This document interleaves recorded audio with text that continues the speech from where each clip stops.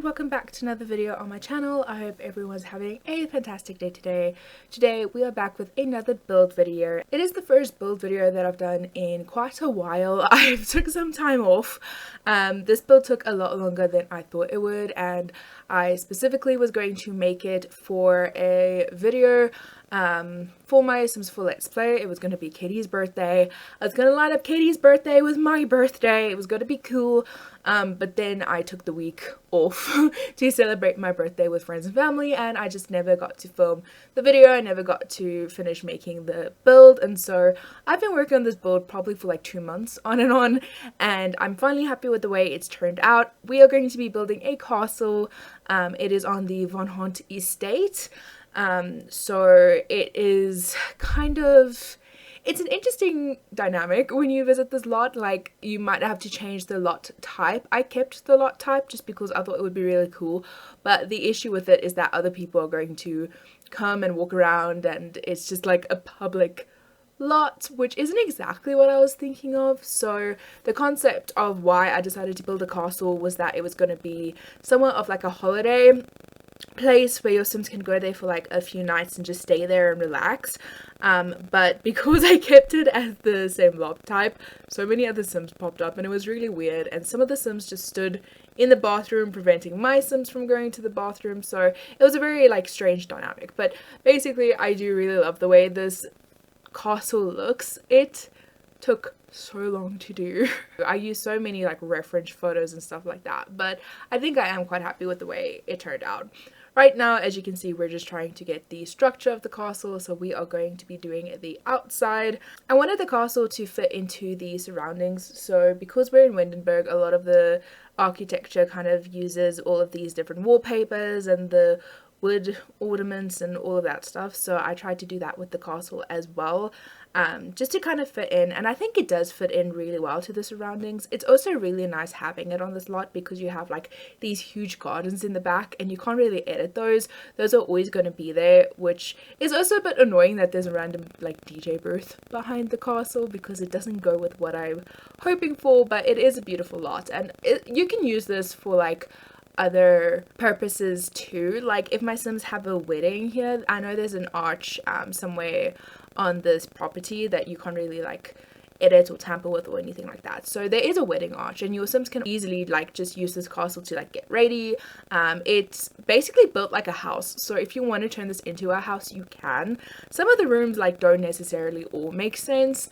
You'll kind of see what I'm talking about. I was just trying to use up space because the castle is 4 stories, which is quite big and a lot of space to fill, so I decided to use like double walls a lot as well. So that you have these huge ceilings, and I think it works really nice. I would love to actually go on this lot in first person and see what it would be like for my Sims, but I think it turned out pretty well. Now, because this build is so long and there's so much to it, I'm going to be making a part 2, and I'm going to be separating the 2 videos. Over here we are just doing the courtyard. I have a habit of overstacking a lot of my lots, so I am trying to be conscious not to necessarily do that here, to kind of space things out and make it look cool. Over there you just saw me place like a little pig statue on the roof. My thinking with that was that it was supposed to be like a gargoyle. It was the only statue I found that could somewhat pass for a gargoyle, so I think it's really cute, but that's my little gargoyle. I did go around putting them like everywhere to see how that looked, but it just seemed a bit too busy. So there's one little gargoyle on the castle, which I think is adorable. Over here we are using a lot of items from the Romantic Garden stuff pack. I am so fortunate I got that stuff pack for free because I've always liked the stuff in it. I just couldn't really justify spending the money on it because I didn't really know if the value lined up, but I managed to get it for free, so now I use the stuff in there all the time. It has some really beautiful stuff, especially for a theme like this, which is like a kind of older castle with a lot of gardens and stuff. So even though there's not a huge garden when it comes to this castle, you saw me do the courtyard, and we're also going to do this little outside bit. So it was tricky trying to figure this out because I think the issue with the castle, and in my opinion it still looks really good, but it was very flat, like there wasn't a lot of like bumps and curves to it much. So by the outdoor of the castle, I just kind of added in little rooms on the side so that it kind of has a bit of a push in, and I think it looks really nice. And I just do like the hedges. I think a lot of castles kind of have that hedge look, so that's the only place I actually had space to fit it on. Over here we are just designing the inside of the house a little bit, the layout. The first room we are going to be working on is going to be the foyer. So you can kind of see what I mean by me doing the double walls. I add in a staircase that can go to the second floor, and the second floor there is basically nothing really there. You'll see it in a bit.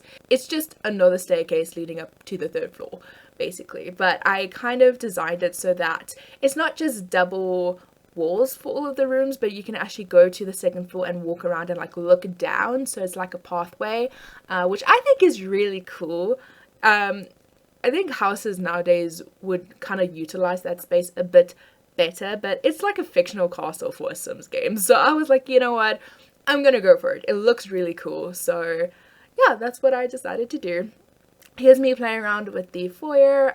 This room took me a long time to do. I think I kind of did the outside and everything, I wouldn't say quickly, but within a few days I had finished that, and I was so stuck on what I wanted for the foyer that I had just left it for like 2 weeks, and every time I would log back in I would hate what I came up with. So this is what I ended up coming up with.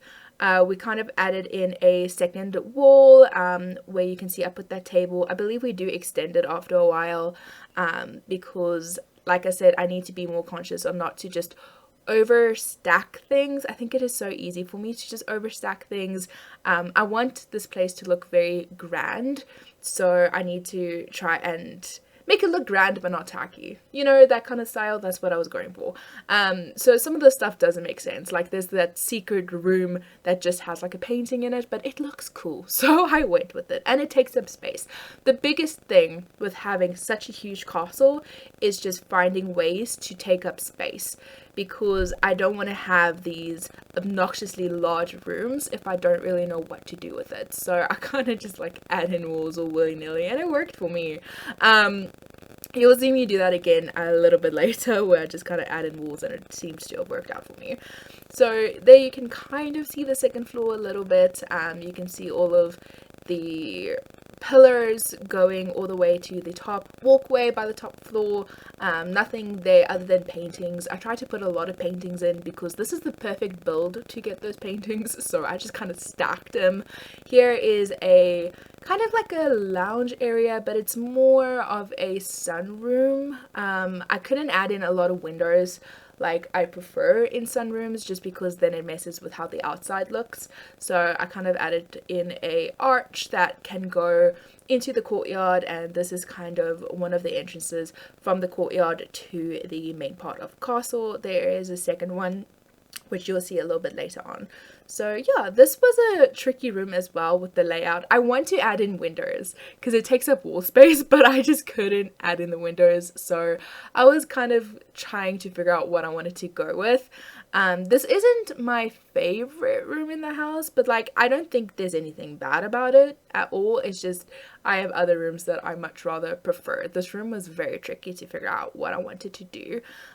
You saw that I added in a fountain that's overgrown with flowers. I wanted this room to have lots and lots of flowers.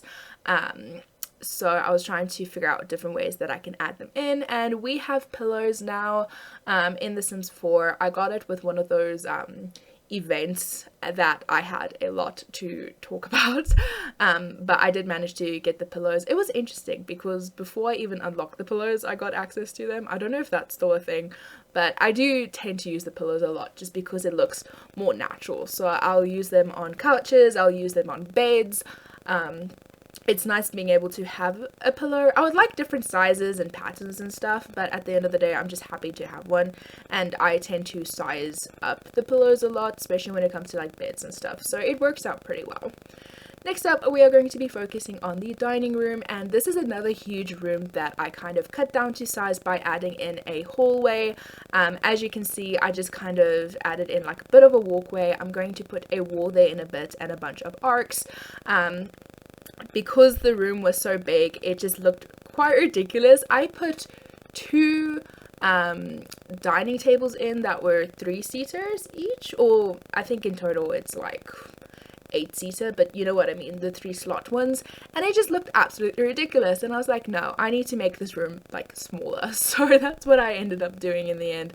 Having that many chairs in a row looks absolutely ridiculous, and over here I'm just using kind of like the 2-seater table. I believe we might change, I don't remember if we changed that or not, but yeah, here I'm kind of just going to make the room smaller, like I said, and in the corner we're just adding more of an accent table, so it won't actually have use. I put in living room chairs, so hopefully they won't try to eat food there. When I did play this house, I didn't see anybody try and make food there, so I was pretty happy about that. Everybody pretty much used the dining table, which is really good. And again, I'm just trying to be quirky and be cool, add lots of flowers.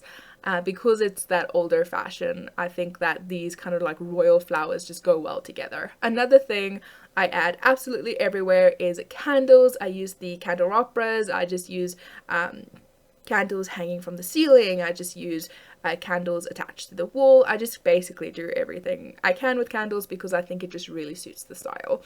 A cool thing that I did that I haven't really done before is that I sized up a mirror. There is a bit of a visual glitch when you size up the mirror because the glass doesn't size up, just the frame, and then the bottom part looks really weird. So I took a full-length mirror and I kind of brought it up into the frame so it looks like a huge mirror, and I use a painting at the bottom to cover the visual glitch. So it does look weird having a painting right under this huge mirror, but the reason is because without it, it looks absolutely ridiculous. On the outside of the house, I added in, I don't know what you call it, but basically just like a detail around the walls, like a kind of rim. And unfortunately, it does go through the building. So having double walls, it makes it look very tricky visually, because there was one spot of the house where I couldn't really have it, so I had to delete it, so that rim only kind of like goes through part of the house and it looks really weird and annoying. I just tried to make it look like it was somewhat meant to be there, and I put like little things to make it look like it was holding up the wood. I don't know how to fix that, so I just kind of went with it. I do really like the dining room though, it does feel very royal. The next room we are going to be working on is going to be the kitchen. So the kitchen, I kind of had something in mind, but it was very tricky to do it. I wanted counters in the middle, but I wanted it to look like there was shelving in the counters, and none of the counters that I have kind of have that effect. So I was trying to use an end table that has clutter on it and kind of push it against so it looks like this clutter. I think it worked okay. I'm also going to put in bar stools so it looks like you can sit there, but I don't remember any of my Sims actually sitting there. The kitchen, they can use it perfectly. I was quite surprised. When I make big kitchens, there are oftentimes a lot of issues. Not just with the Sims, but also if you hire someone to cater, the caters get lost. On my house, my main house in my Sim series, like I can never hire a caterer because they just get lost on the island and they just never do their job, and then we end up paying for something we never get. But in this castle, I did hire a caterer because I didn't feel like cooking. It was my birthday episode and the caterer did great. They made a few poor quality foods, but I think that's on them, and yeah, they managed to fill up everything well. I'm quite happy how usable this kitchen is, and as you can see, I'm kind of going to put in a shelf in the kitchen with lots and lots of books on it. My idea is that maybe they're like old books, maybe they're recipe books. Like realistically, that's a lot of books to have in the kitchen, but I think aesthetically it looked pretty cool, so I just stuck with it. One of the tricky decisions for me was whether to use the fridge that I did end up using in the end. The only way I can describe the fridge is that it's the one in the goth household, and that fridge never perfectly fits a build. So I thought the only time I can use that fridge is probably now, because it pretty much suits this build like to a T. It's the perfect fridge for this build. My issue is, for a while it looked a bit weird. I couldn't really fit it in anymore. I couldn't really fit it in anywhere, and I think with the big walls, having a smaller fridge kind of looked a little bit ridiculous, but with the way I organized the kitchen, I think it looks really good. So I did go with that fridge in the end, and I'm happy I went with it. The other option was a fridge that came with Jungle Adventures, which is also a really good fit for the style, but in the end I did end up going for the base game fridge, and I think it looks pretty cool, kind of like old, unique, and you know, that's what I was going for. So I think it ended up being pretty perfect, and I'm just kind of using the different spaces as well to fill in with like more clutter and stuff to not make it suffocating but still feel like a pretty cool decorated house. The second last room that we are going to be working on at the bottom, I believe, is going to be a second living room. I like the way this living room turned out, because there's so many rooms in this castle. Instead of making a huge kitchen, I would rather break it down and make a kitchen and a living room. So this castle, I believe, ends up having 3 living rooms. I think it has 3 living rooms. This is the second one on the ground floor, but this living room also connects to the courtyard as well. It's not as open planned, so it's not as stony, and it does still have like some plants and some features, but it is a little bit more different to the first one that we did. So I much prefer this living room. I think this was a bit more royal than the first one that I did, but at the end of the day I think this room's suit what I was going for, so that goes very well. It took me a while to realize, but I could have just added in a piano to take up a lot of room. I realized that kind of at the end, so I do it on the upper living room, on the upper sitting room, which ends up working perfectly. There was a perfect space for it, but at the bottom there's just places to sit, so Sims most likely won't really use that space, but it's nice to have it there anyways. The last room that we are going to be working on downstairs is going to be the bathroom. Now this is a pretty fun bathroom. My boyfriend and I had quite a laugh because I was quite excited to show him this build, and when I showed him this bathroom, there is a towel on like a pedestal, and we said, yeah, that's Katie's towel. My towel is on a pedestal. If any civilian wants to use my downstairs bathroom, you have to get a towel out of the cupboard, but this towel on the pedestal is mine, and I absolutely loved that way of thinking. I thought it was just like a fun thing to say. This bathroom turned out pretty cool. There's like a little step between it, and so I'm pretty happy with the way it went. So this will be the last thing that we are doing for the rest of the video. Part 2 will be up shortly, but I do want to give you some screenshots of what we have covered today in case you want to look them over. So yeah, I hope you guys liked part 1. If you did, please make sure to hit that like button and subscribe so that you're notified every time I post a new video. Thank you guys so much for watching, and I will see you in the next one. Bye guys!